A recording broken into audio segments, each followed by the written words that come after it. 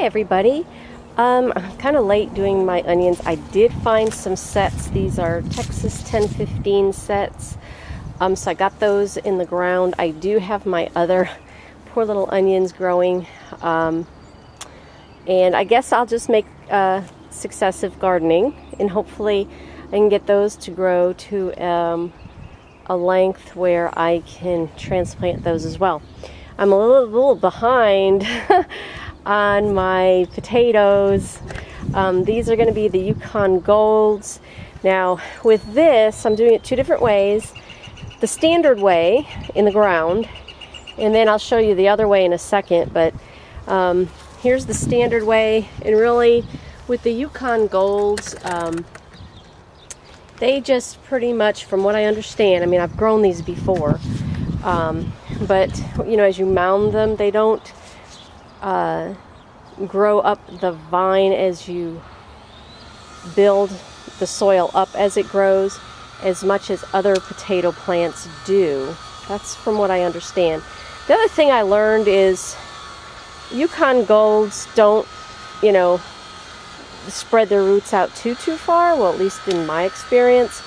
So I'm going to plant them fairly close together because I just want a bunch of potatoes all at once. So I'm doing this area with the Yukon Golds, and I have my concoction here, standard concoction, a little bit lighter looking because I did add more phosphate. If you're not doing it organically, you can use super triple phosphate for potatoes.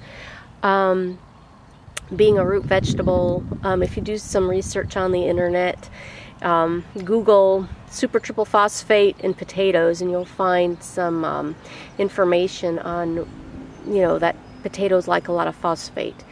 The other thing I added was some composted chicken manure. I got my compost in here, worm castings, some organic fertilizer, my dad's compost, and that other compost that I got from that mulching company. That's really good as well. I figured I'd toss some of that in there. So what I do is I take the potato. Here's the potato. I'm going to put it, dust it up a little bit in some sulfur, and then I'm going to put it in the ground face up.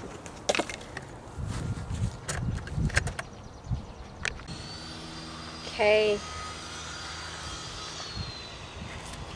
I'm going to put some of this in there and mix it in.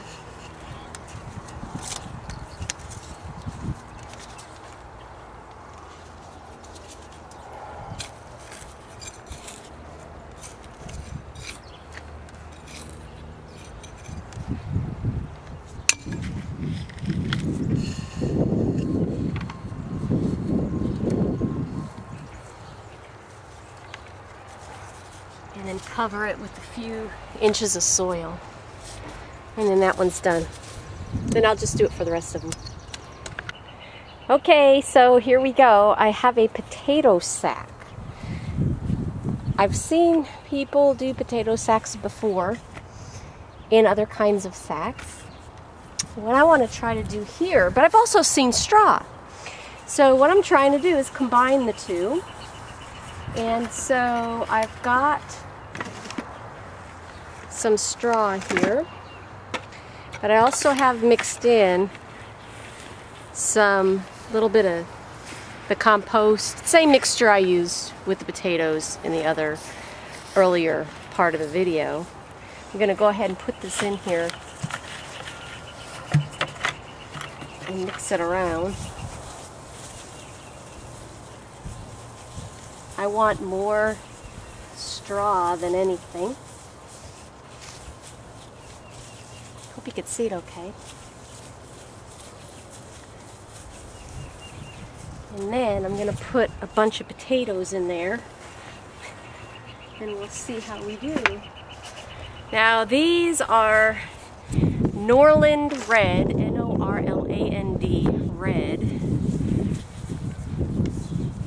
and the Kennebecs. No, Yeah, I'll put a couple Kennebecs in. So we're gonna have a potpourri of potatoes, hopefully, when these grow. I have no idea how this is gonna come out, but that's pretty much just like everything else I do with gardening. So we're gonna see how this comes out. I'm gonna do 2 of these sacks. And then as they grow, I guess I'll just keep adding more and more straw. I got a ton of straw, so shouldn't be a problem. So they're all in there nice and happy. And then I'll just cover them up with a little bit more mixture.